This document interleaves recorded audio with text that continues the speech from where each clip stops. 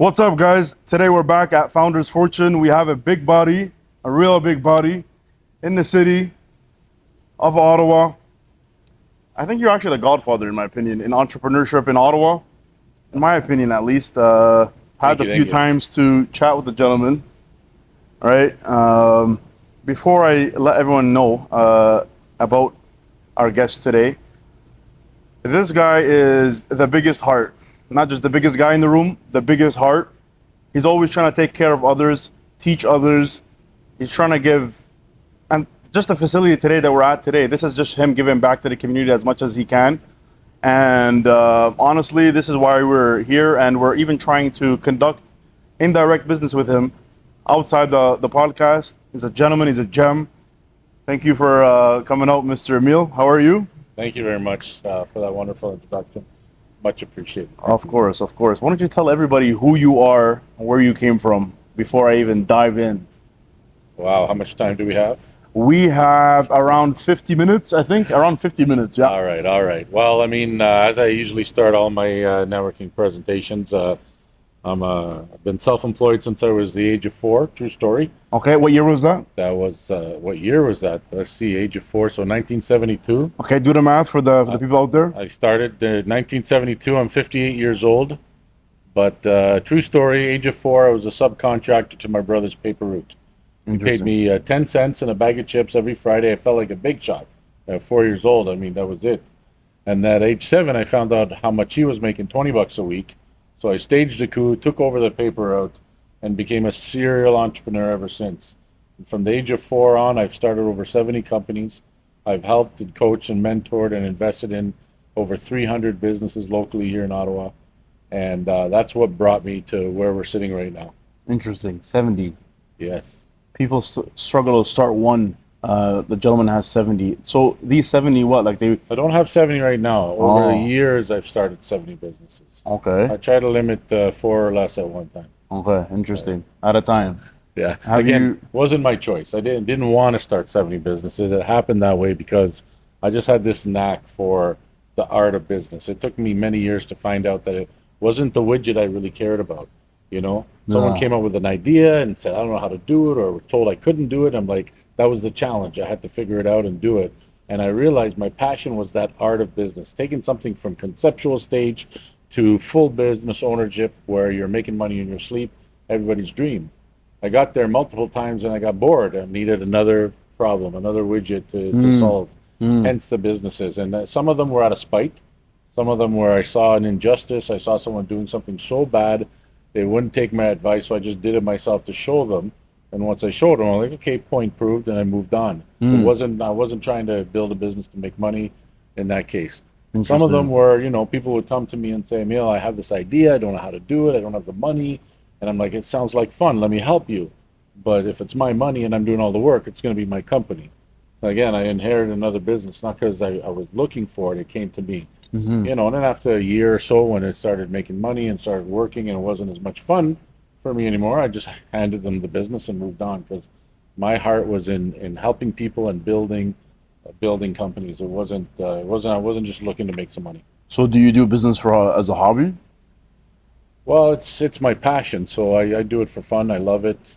But now I'm at an age where it's got to be fun, it's got to be meaningful, it's got to make a difference in someone's life, and I'll get involved. But I'm trying to limit my energy right now to not just start businesses for the fun of it. What family did you come? It sounds like you came from a family of business or something, or? Well, my father was an entrepreneur, and my family came from Lebanon. My dad came with my mom, his mom, and 4 kids at the time, and then I was born here with my twin sister. So my dad had to support 9 people. He came here with $20 in his pocket, like most immigrant stories, and he figured it out. And he was my hero. I learned from him, and I understood him, but I was the only entrepreneur in the family. Everyone else in my family, my dad didn't want people to struggle, so go to school, get a good education, get a government job. Don't be like me. I'm like, I can't do that. I don't like to read and write. I want to work. Man. Why did you go to school? I went to grade 13, and then I wasn't going to go to university. Grade 13. Yeah. That's how old you are.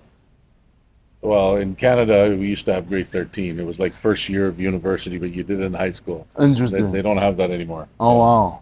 Okay, interesting. Yeah. Grade 13, guys.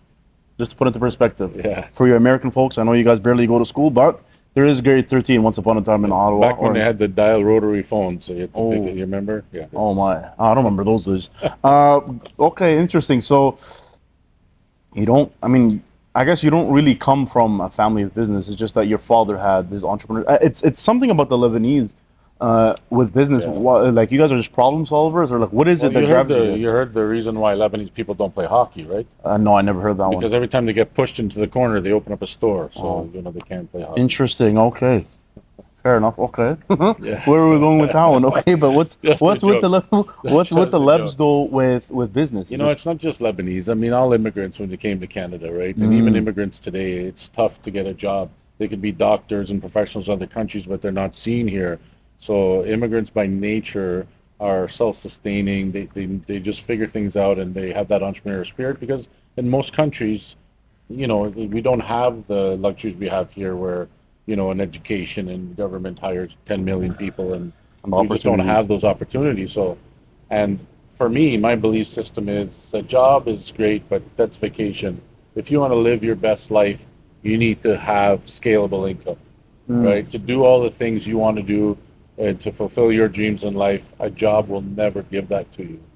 So I want to teach people how to build scalable incomes and live their best life through entrepreneurship. So Interesting. Those are very wise words from a very wise man. Where are we today? What is this? we're sitting in the main space of Collab Space.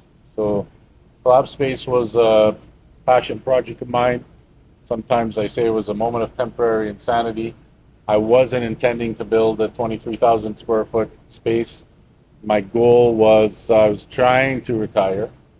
I got rid of a few businesses and I just wanted to coach, mentor, and be that support structure to help people with business.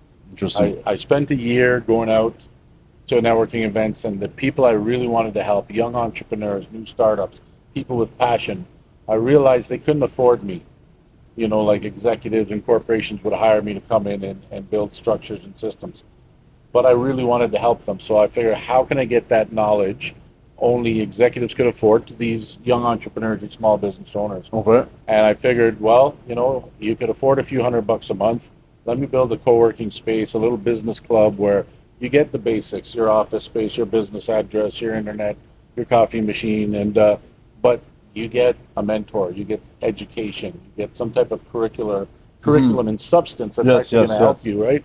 So that was my idea. I'm going to start a little club, 10 to 15 members, do some group coaching, you know, work 15 hours a week and be happy. Interesting. That lasted 30 days. 17 people signed up after my first month of starting. This was in May 2015. Oh wow, a decade ago. Yeah, over a decade ago, and I realized, wow, that was too fast. That was too easy. Why isn't there anything going on? And I realized in the city there were no business clubs. There was no support system. The government doesn't really help small business. Bayview Yards, Invest Ottawa, you've heard of them. They weren't even open yet. Yeah. Right? And when I looked around, there were some high-tech incubators. There were some social enterprise clubs, but that was it. For every other business, if you're a marketing business, an accounting, a bookkeeper, a tattoo artist, you know, any type of business, there was no club for you to be part of and get support. So when I saw how fast people came my first month, my second month, 103 people showed up in a place that fits 25 people. Oh wow. You know, it was upstairs in a small corner. This was just a garage, an empty garage. What was here before? This building's owned by Nicastro. It was Nicastro. Ital Foods was here as their food distribution logistics center, and they had moved and built their own place in Carp, and this place sat empty. So it was just sitting empty for 4 years. It was empty. There was nothing here, and I took a look around. A business partner joined me at the time, wanted to run a co-working space, and said, "This is the place we can do so many things." I'm like, "Hey, I just got rid of 4 companies. I'm semi-retired. I'm not looking for a new project." But when I saw the demand and I saw the people coming, everyone's like, "We need a space. We need a club. We need somewhere to get that support." You know, it touched me. and it's what I want to do. Mm-hmm. So I said, okay, I took a leap of faith, signed a 20-year lease. 20-year lease. A 20-year lease because I was planning to spend over $1 million, and I wasn't going to sign a 3-year lease and fix the building, right? So, I worked with Picasso, worked with me because they were happy to have a tenant that's going to do something and and fix up the place and do something for the community. And we spent 2 years renovating, building, listening to people what they need, and I wanted to create a club that, as a serial entrepreneur myself, I'd be happy here. We have a restaurant, we have a patio, we have a bar, we have a place that does massage and physiotherapy, a tattoo artist, a hairstylist. We have a music studio, a photo studio, like whatever you need, whatever type of business you are, we're totally business diverse and business agnostic. Okay. Right? People go, what type of businesses are here? All of them. All of them here. Literally. Before COVID, we had 320 businesses as members here. And 4 or 5 days a week, we had events and roundtables and networking and promotional events and educational events. And it was fantastic. And then, overnight it changed. But we're back now. It's coming back. But the question you asked, what is this place? This place is a business community. It's a place where businesses come to get support, to belong, to give. Okay. And that's what happened. It was never done before. And at least here, yeah. And it's happening again. We're back after 4 or 5 years of inactivity. Yeah. We're back, and that's what it is. What's the vision here, though? Well, what I had planned just before COVID was to license this brand and take co-working spaces and cool spaces around the world at some point. Copy paste. And build community centers, build business support structures, not just a co-working office or a place for someone to work and get good coffee and internet. You can go anywhere and work. That's right? true. But not everywhere has community, and that's the key word, And then, I'm here, and not just me. When we had 320, we had, I think, 14, 15 different types of coaches and educators and mentors. Oh, that was going to be my next question. Yeah, it was a community effort. There's no way I can coach 300 people and they're all like professional and different things. All professional, certified, educated, and experts in their field. Interesting. And I wouldn't have it any other way. Yeah. So you could come here and learn. I had people come. I don't need an office. I'm like, fantastic. I don't want you to be here to work. I want you to be here to belong to a community that's going to support you, and that you have something to offer and to support and give back. And that's what Collab Space is all about. So is this more of a, to your heart, how does it feel? More of a campus or like a headquarters? I can tell you thousands of stories that's happened here, success stories. And one of the very first ones, when we first started out, I had a woman here who was an event planner. Okay. And she was on the phone. She had this huge event, and the 4 days before the event, her DJ canceled on her MC canceled on her, and she was freaking out, and she just on their cell phone cursing. And one of the other members who ran a photo studio here was walking by and goes, "What's going on?" And she told him what happened. He goes, "Well, I'm a DJ and I have an MC, and I'll help you out." And I'm just standing there. I didn't organize this. I didn't put them together. It was just natural collision. And I saw this happen before my eyes. This was like, the first month in business. And I went, this is the magic here. And over the years, I didn't track it, so I can't give you numbers because it didn't matter. I created the space for people to come and collide, butt funnels, as they say. And I saw people network, collaborate, start businesses, grow businesses, sell businesses. We've had 2 or 3 people get engaged and get married that they met here at networking events. Wow. Like we've changed lives over the years. Interesting. And that's where I get my joy from. Like, I don't care if I make money or don't make money. Okay. I'm doing this because it's my life's passion. I want to help people. Interesting. Yeah.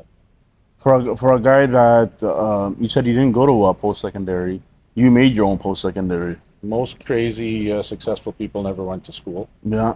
And not to knock education. I think education is important, but there is no real education out there that you can go to a university and learn true entrepreneurship, learn true business. Yeah. I've met many people with their MBAs that don't even know how to get a business card made. Yeah. Like, there's no real education, and financial literacy does not exist in our school system. Yeah. And these are important things to be an entrepreneur. You need to work with other entrepreneurs. You need to be part of a community where there's multiple diverse educations and experience that can help each other.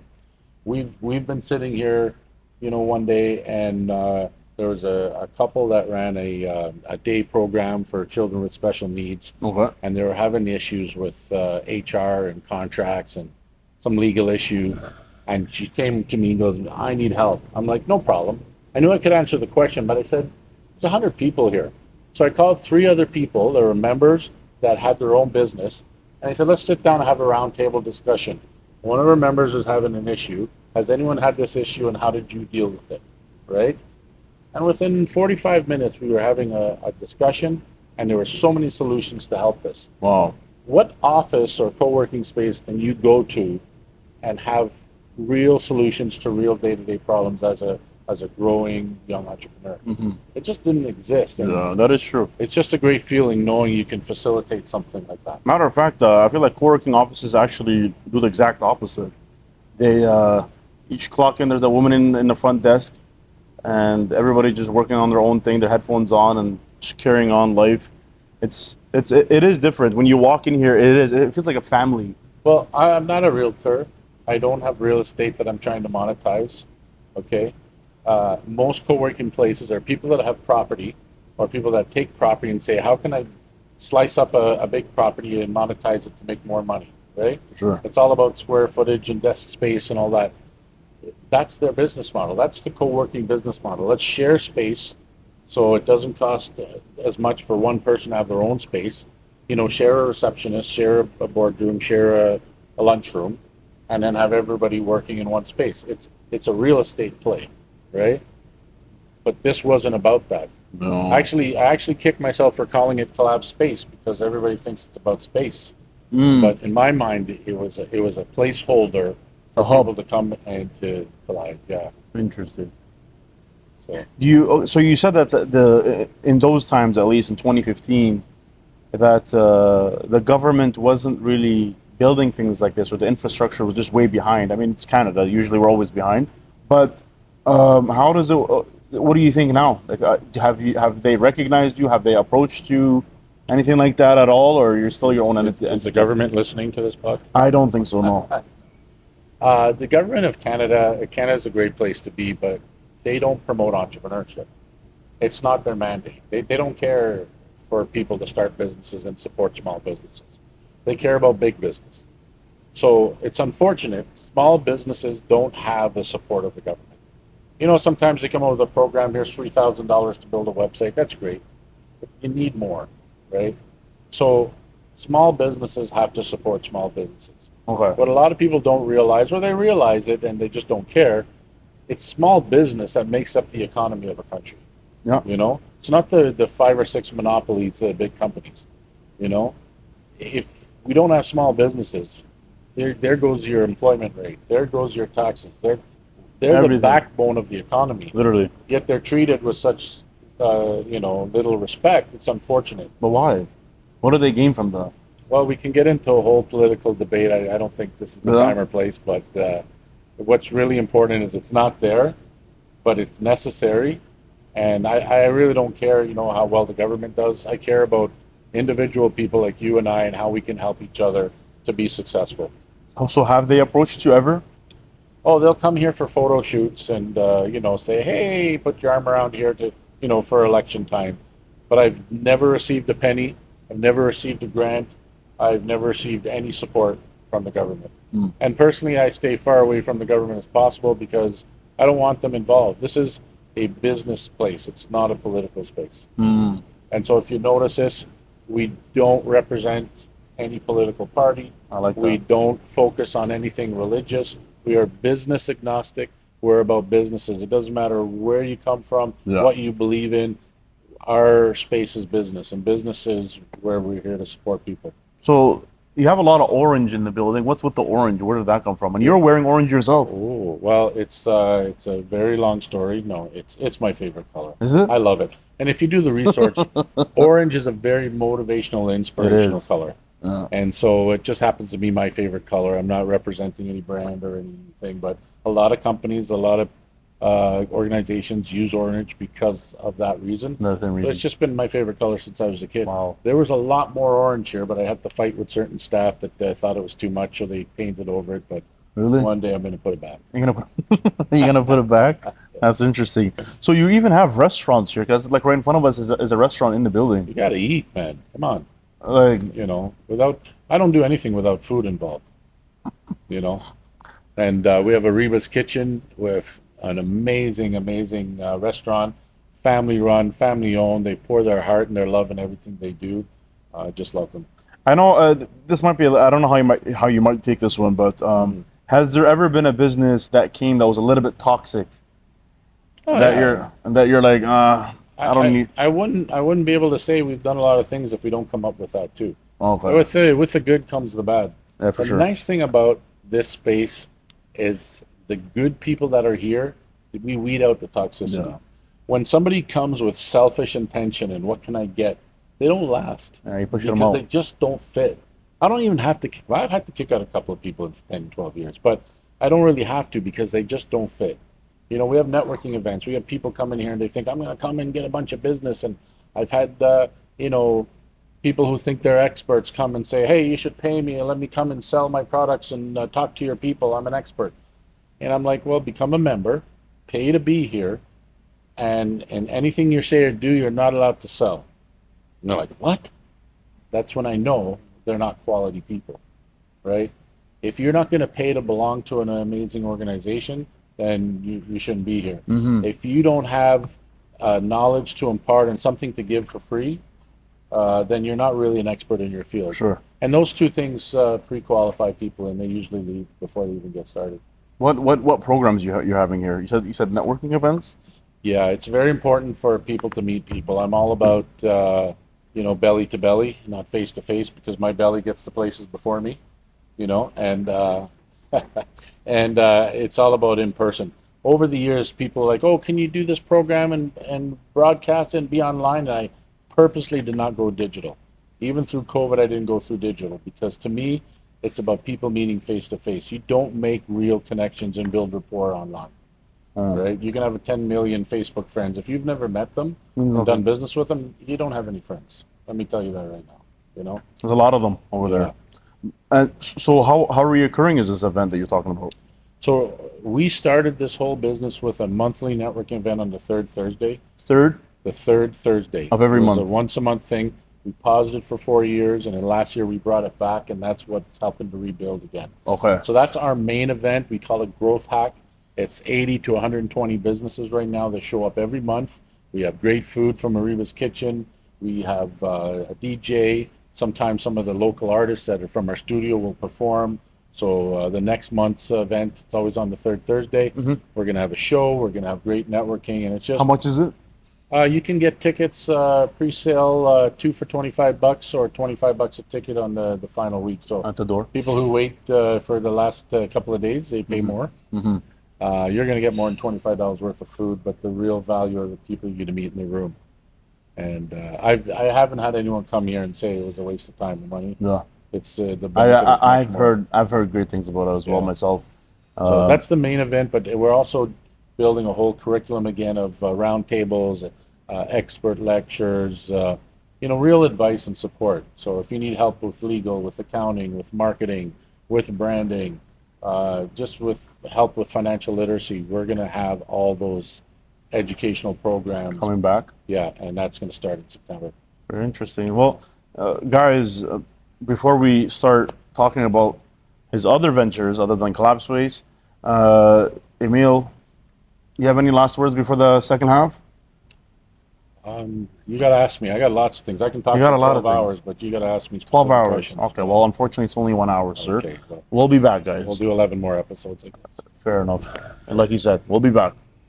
Hey guys, if you're an entrepreneur or small business owner here in Ottawa, you can't miss Growth Hack that happens here at Collab Space every month on the third Thursday. Come out and meet 80 to 100 local small businesses, network, collaborate, collide, and have some fun. So if you want to come out to the event, the link will be in the description below so you can get your tickets and join us next month on the third Thursday. And we're back, guys. Mr. Emile, with the orange glasses. Me. That's heard. All right. So, okay, we've heard enough about the Collab Space. It's a great space. We get it. Okay. It's the place to be. All right. Enough All is right. enough. Let's have some more fun. Let's have some more fun. What else you do?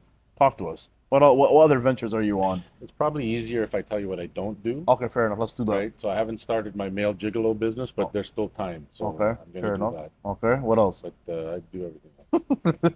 What other ventures are you on right now that you're Okay. So right now, I'm working on a huge project in Jamaica.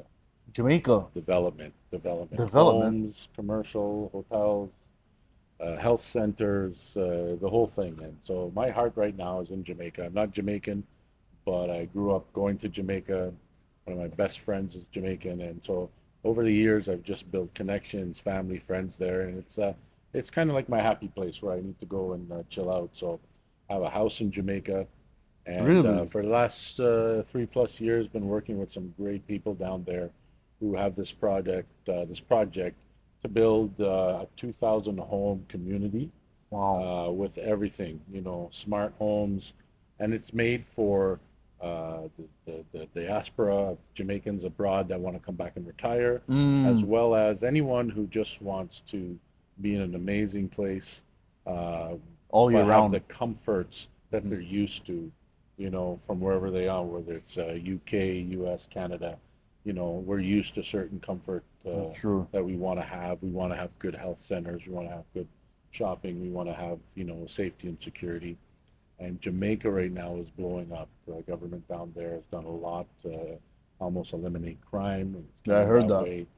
Uh, the world is investing in Jamaica. It's blowing up. So there's some Hmm. great opportunity, and this happens to be where I am. So I'm involved in a huge project down there that we're launching really What's soon. your role in that project exactly? I'm the eye candy. I smile and look pretty, and then everyone else does the work. That's kind of my role. But no, seriously, just my background What and a guy. education in construction and sales Oh, okay. and in building systems. It's a big project, so there's a lot of moving pieces, a lot of moving parts, and I'm just there to support the team and help put it all together, make sure it goes smoothly, right? Hmm. And also, to do the sales and to do the presentations around the world, so the Interesting. international aspect of it that's required. Wow. Yeah. Okay. How did you even stumble upon a project that big? Like, by the way, you have nothing to do with development, do you?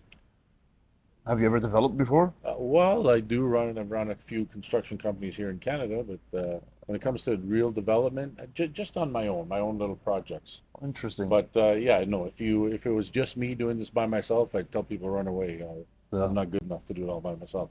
I have a great team of people who are developers.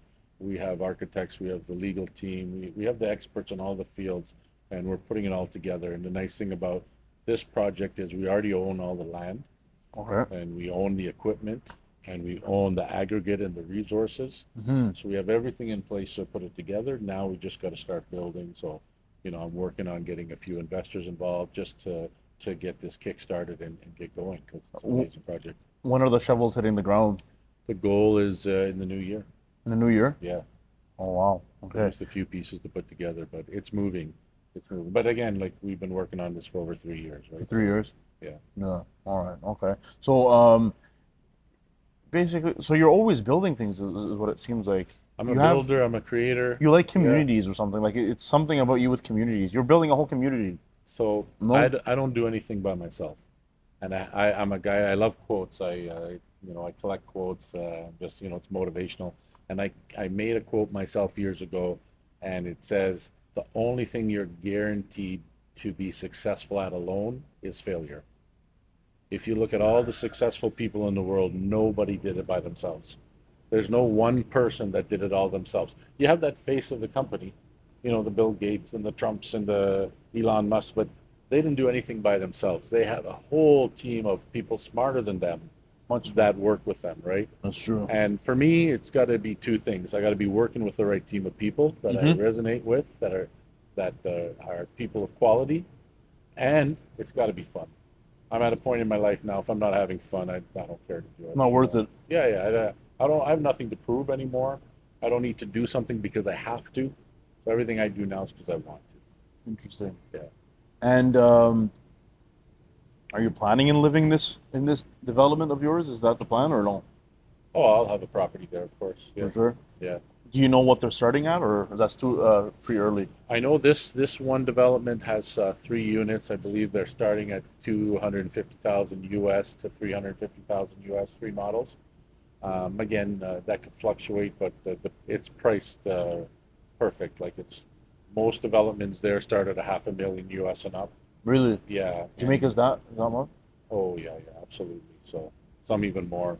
Yeah. It really depends on who's the builder and what they're doing it. But we've come up with a building system that's allowing us to build the homes more cost effective and quicker. How so? Well, again, how much time do we have? But we have this technology where basically the four walls and the ceiling is a form. So Okay. we have the molds for every room pre-done. We just got to mix and pour the concrete and then wait a day, and then a crane picks it up and stacks it. So a home can be built a lot quicker, a lot less expensive, more environment friendly. Lego pieces, pretty much. Yeah, very similar, and it's really cool technology which allows us to build quicker because that's one of the issues with a lot of developments in third world countries and in the Caribbean is they build one brick at a time, Mm-hmm. right? And it's very labor intensive, sometimes very hard to get the bricks. There's a lot of delays, and the cost is more. So we've found a way to lower that cost and pass those savings on because we want to get people there and get them in their homes. The construction is very different down there in the Caribbean, I feel like. Yeah, every country, every type of climate has different type sure. of construction. Obviously, Middle East is the same. You know, wherever it's a hot climate, Yeah. you know, they don't build with wood and Yeah, yeah. insulation and drywall. It's concrete, right? Yeah, that won't last any. Yeah. Is Jamaica? They're a part of the hurricane area, right? Or no? So they're in that area, and they just had Hurricane Melissa, which was devastating to a lot Really? of places. But they're the kind of place that every 25, 30 years a hurricane actually hits them. You know, where Cuba, Dominican, Mexico, they get hit every year. Every year, Texas Every as year, well. Haiti, unfortunately, you get like Haiti and Dominican Republic, same island, they get hit every year. Um, Jamaica's been fortunate, just kind of where they're positioned in the Caribbean, hurricanes go around them. Mm-hmm. So they don't get that much damage. But again, everything's built to hurricane-proof standards as well. Interesting. It's one of the reasons why I like Jamaica over many of the other islands is the weather is beautiful all year round. All year round, yeah. You That know, is there's a that's 5 degree difference from winter to summer. that's it. You know, even the forecast says rain all week. It rains for 7 minutes, and then it's sunny for Right the other back. 23 hours and 52, Yeah. 3 minutes. And I'm like, why did you say rain? You know, but that's kind of how it is. So, climate-wise, food-wise, and people-wise, you know, their Really. slogan there is one love, and they really embody that. They You say a know, lot of people are scared of going to Jamaica. What do you think about that? You've been living there for a while now. listen, more people die in Vanier here in Ottawa than in the entire country of Really? Jamaica. So, you know, it's all what you want to hear on the news, right? And what people want you to believe. You're living it down there. That's right. I've been there through COVID. I've been there so many times. I've never felt unsafe. Yeah. Yeah. I heard that that in Jamaica, correct me if I'm wrong, the driver's on the other side. Yeah, yeah. It was part of the British Commonwealth, and Yeah. so the cars have the steering wheel on the other side. How do you find that? Oh, it's awesome. I drive there, and the biggest issue going back and forth from Canada is the windshield washers and the signal. It's on the other side of the steering wheel. Oh my So every God. time I go to signal, I'm wiping the the windshield. And I Oh, don't want to wow. wipe the windshield, I'm signaling. And then I come here and I'm used to it after a few weeks of driving. I'm doing it wrong here. So, but yeah, no, it's all good. Yeah, interesting. Wow, Jamaica. Is the resort, or would it be considered a resort, or We're the building compound? we're building gated community Okay. private homes. So are they by the water? Like what's the terrain Yeah, like? we have a beautiful property. One of our properties is in St. Thomas. It's basically from the ocean all the way up the hill. It's about with all the area we're developing, it could be close to 300 acres. And every home, when you look out the window, you see the ocean because it's way. on a hill, so it's scaling down to the beach. So everybody gets to So share it. everybody has a view of the ocean, no matter which house you pick. And to me, if I move into an island, I got to see water. Yeah. I don't go to an island and live in forest. Trees. I might Yeah. as well, stay here. I agree. I agree. So I mean, that's from your development. Very interesting. That was Yeah. a big left curve from what I was coming here for. Um, I'm full of surprises. I could tell, like a Kinder Egg surprise. So what's next for you when it comes to uh, yourself? Forget helping others. What's next for you? I can't You forget helping others. That's who I am. that's That's who who you I are, am. bro. You know, so anything I do has got to be solving a problem for someone else.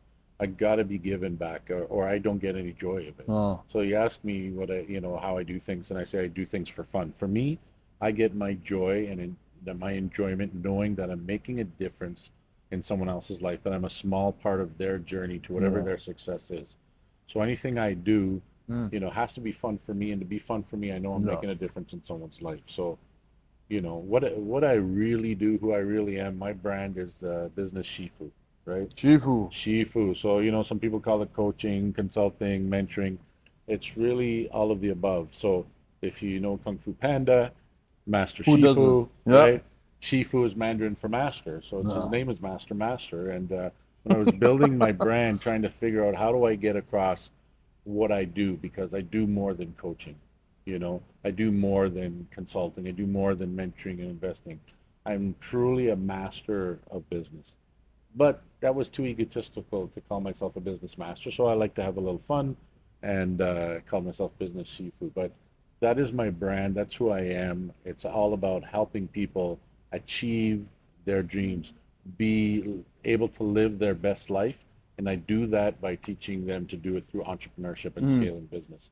So I do that here at Collab Space on a small, but my major work and my major income comes from, educating people to build yeah. big dreams. Do you consider yourself a good teacher or a communicator, or have you heard at least? That's what people tell me. Mm-hmm. Yeah. I mean, I do my best. I let other people decide, how good I am or not. Mm-hmm. Um, The feedback that you got, clearly. I mean, you you didn't know, get here with experimenting. yeah, no, I mean, when you do things out of love and with other Passion. people's interest at heart, and it's not about you, it's about them, it's going to work, right? Mm, And like I said, what am I, 58? So 54 years of experience in entrepreneurship, over 70 companies, coached over 300 people. I don't think you can tell me something I didn't do mm, already. mm. So when I'm working with someone, I'm coming from real life experience. I'm not a professor in a university that read a book, who Yeah. has never owned a business, who has no interest of ever owning a business, teaching business. Yeah. I'm coming from, I did this before. Mm-hmm. And I didn't just do it. I learned my Mastered it. mistakes. I failed more times than I've succeeded, but that's Mm, where my experience comes comes from. from. I would never change any of those failures, Mm-hmm. you know? Interesting. And just from hearing that from you, do you do you ever go to like, because you're a very good speaker. Oh, Have you ever thought of the I idea was told I of had the face for radio. I don't know if that yeah, helps. really? Let me see. Yeah, Yeah. it's I can tell. You know. Right. But I wanted to know, Yeah. did you ever, again, Hmm. I know you were talking about curriculums earlier, but have you ever, did it come across your mind to either sell a webinar or a course online, or you know what I mean? That's the digital world right now. So has that ever come to your mind? Oh, I've been told to do that many times. I just don't have the patience for it, and I don't want to do something that's not personal. I'd rather sit across the table from someone, or if it has to be on a Zoom call, I want to look in your eyes and I want to see your heart and I want to help you. Hmm. I don't need to sell classes to make money, right? I'm not a trainer and an educator that's trying to find a way to monetize my knowledge. Yeah. I want to help people, right? So if I can't meet you and see your heart and realize that our work is going to be fruitful, then, Interesting. yeah. Interesting. And now again, what do you think of marketing and sales in general? Clearly, for you to do all of this, you need some sort of message out there. Your message is very clear for the public, but marketing and sales, what experience do you have in that in general? Like, how does that fuel your operations? Well, experience-wise, I've owned two marketing companies. Okay. What I type? started from scratch, back before the internet existed, so TV, radio, ads, billboards, signage. Marketing is marketing. How you deliver it has changed over the years, but the baseline of what you need to do and understand is there. I'm a sales trainer. I'm a certified sales trainer. I've trained many sales forces for many companies. Um, I love that. For me, if you don't have sales and marketing, you don't have a company, right? I've met people who wanted to start a construction company, and they buy the trailer and the best truck and all the tools, and they're all set up with the office, and they don't have any work. What's And I'm the like, point? you don't have a company. I don't care you spent $500,000. Then I have a guy who puts out a TikTok saying, I'll make bathrooms for you and sells 15 bathrooms. He doesn't even own a hammer. He has a company. He has sales, right? You can buy and get whatever you need when you have money, and you need sales for that. So sales and marketing is the most important thing in any company. And if you're starting a company and you're not good at sales and marketing, you got to bring someone in, or you're not never going to have a company. But that's part of my training and Oh education yeah. to build businesses. But yeah, of course, sales and marketing is very important. And do you put it higher or lower than the product itself? Well, like I said, if you have good sales and marketing, you can sell anything, right? Okay. But But what if your obviously, product is not good? How would you go about that? I'm not saying you or yours but is. you're asking me, what's most important. What's most important is the sales and marketing. I know people who've invented world revolutionary products that you and I will never hear about because they don't have sales and marketing, Okay. right? So, what's more important? Sales and marketing. Okay. Where's the value? And building something with ethics, and obviously you got to have a good product, right? So, it all depends what your question is, what the right answer is, right? Interesting. Yeah, no, fair enough. That makes sense. A lot of people, just because like with some of the line of work that we've done, sometimes we've realized a lot of people come to us with the most amazing product, but it's just so much going on, right? Like, and our job is to shave it as much as possible before you put the sales and marketing. Right. And that's They're probably engineers. all types of stuff, honestly. We Yeah. needed some re-engineering in their brain for sure to get to where we wanted, but that's why I was asking you that, which you answered it very valid. It's all about presentation. It seems like it's the way you present it. Well, what are you trying to do? Are you trying to build a business? Are you trying to build a brand? Are you trying to get sales and be successful and make money? Yeah. Then it's sales and marketing. Without Yeah. it, doesn't matter what you have. Now, Correct. have a great product, a Correct. great service, Yeah. and then add the sales and marketing. You got the golden touch, right? But there's products out there making billions of dollars that are total garbage. Yeah. So, Fair enough. again, what's the question? What's more important? Sales and marketing. How do you build a business that's with longevity and that's generational? Well, you got to have something of value, of course. In value, 100%. Is there any someone that you've either read their books or that inspire you a lot when they speak, you're like, yeah, like whatever they're saying speaks to me. Do you have anyone like that in the back of your pockets? Well, my brain doesn't work that great for remembering names, but there's a lot of motivational speakers and educators that I listen to. I believe you always got to be learning, and having mentors. Even as a mentor yourself, you need that. There's a lot of great education out there, and just to be inspired and motivated, it's important to listen to podcasts such as this one, Yeah. and different audio books, and I'm a kind of a fiend on TikTok these days. It Yeah. takes me down that rabbit hole. Um, but people always ask me, what's your favorite book?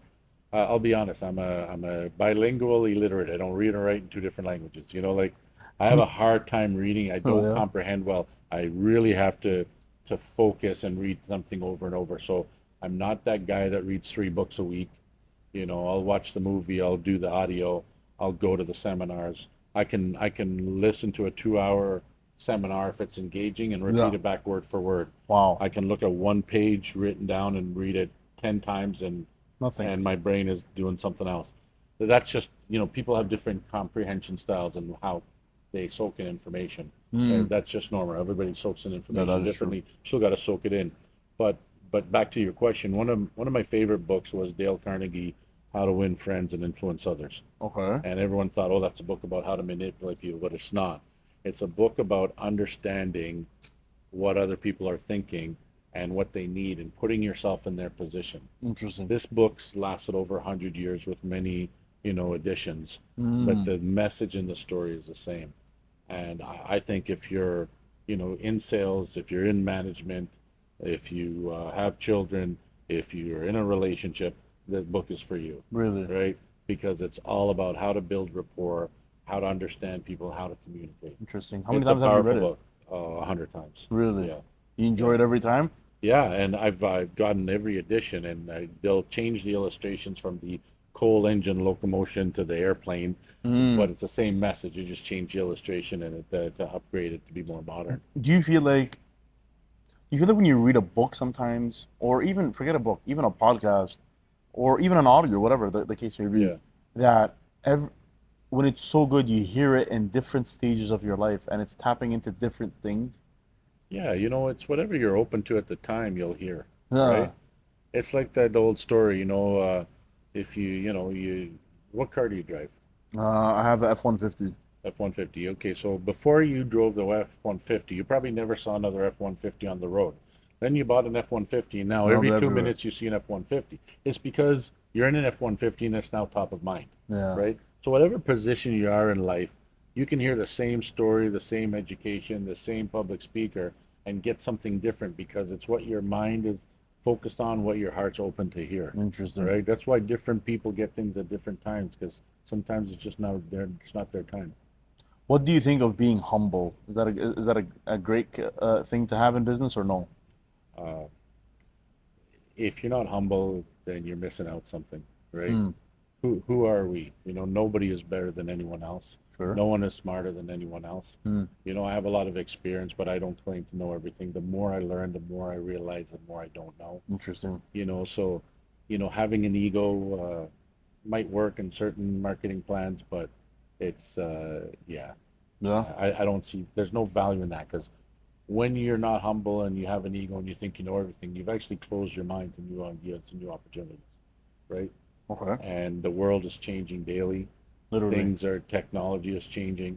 New opportunities are coming across your way all the time. And I meet people who have these big egos, who are not humble and think they know it all, and they're still doing the same thing they did 30 years ago, and they're banging their head against the wall, and they won't listen to anyone tell them they're doing something wrong. Mm. How does that serve you? You know? Not far. What do you think of this? Sometimes you're the teacher and sometimes you're the student. Oh, I'm always a student. You're always a student. Even as a teacher, you're a student. How so? You can't get a point across to someone if you don't understand them first, if you don't understand how they learn, what their issue is, right?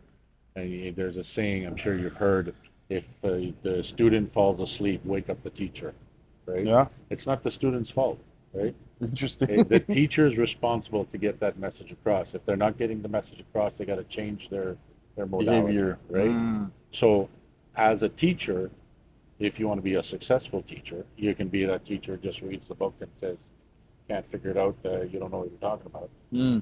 But if you want to be a successful teacher, you're always got to be learning and understanding the room, understanding who you're teaching, and how to get the message across.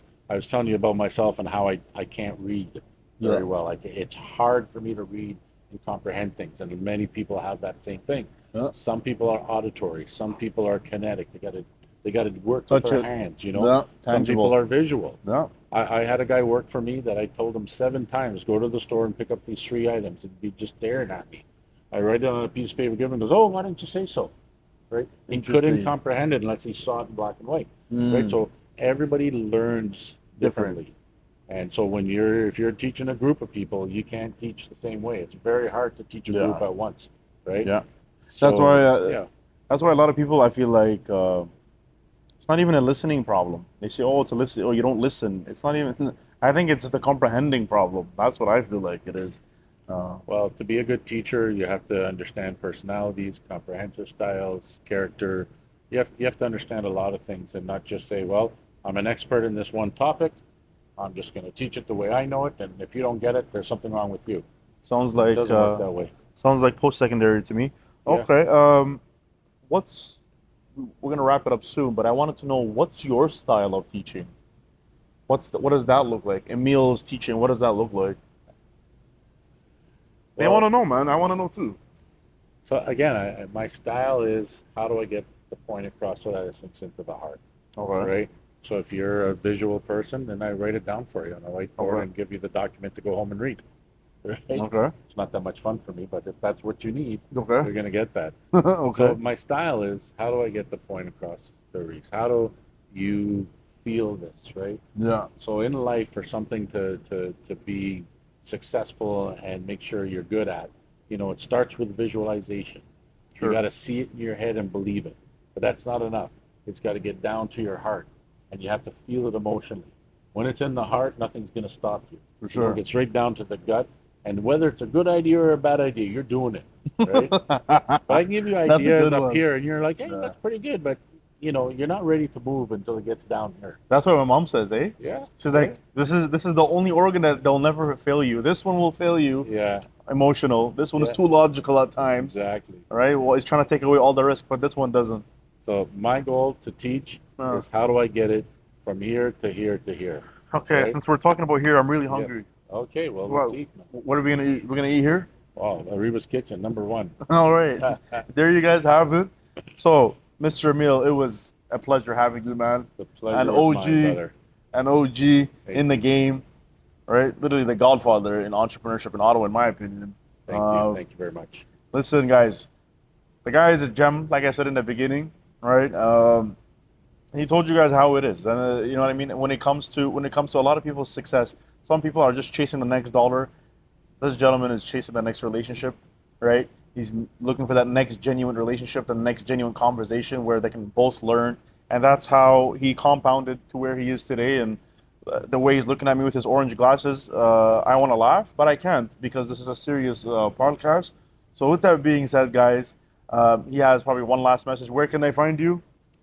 You can find me, just type my name on the internet. I think I'm the only Emile Salem in Canada. Okay. But yeah, my phone number's been the same for 35 years, and collabspace.ca. That's where you find him, guys. And thank you very much for coming out, guys. See you guys on the next episode. Thank you very much. Thank you.